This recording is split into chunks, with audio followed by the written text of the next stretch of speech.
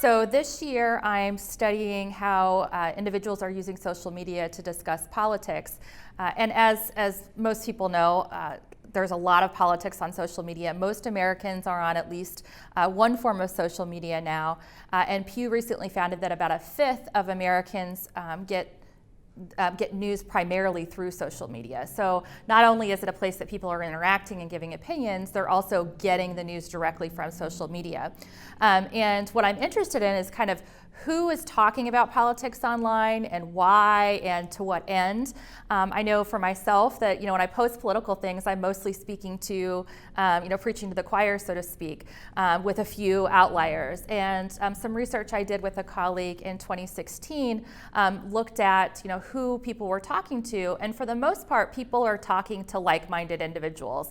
Our social networks, online mirror social networks, in face-to-face interactions with people that are more similar to us than dissimilar.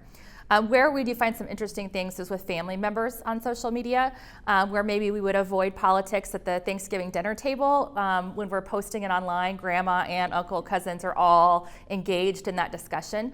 And because you have a closer relationship to them, they might feel more comfortable fighting with you, to push back a little bit.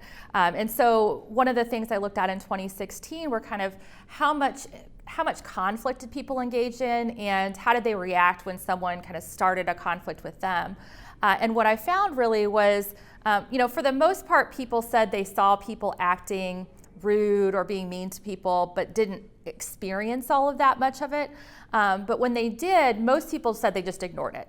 And some additional research discovered that that had a lot to do with protecting relationships, that people that care a lot about those personal relationships will kind of put politics aside, let it go, agree to disagree.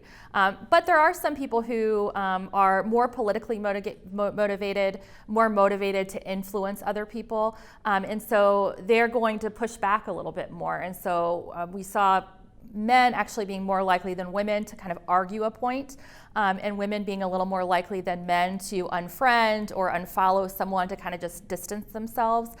So some interesting gender differences emerged.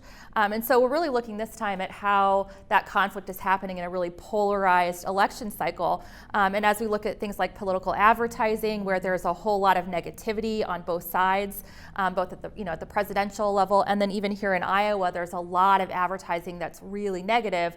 And that spurs more conversation. That's one thing we know that advertising does, is it gives people things to think about and talk about. So then we see that spill over online. So I'm interested to see kind of how all this polarization in traditional media and social media play out, and kind of what it does to people's real world relationships.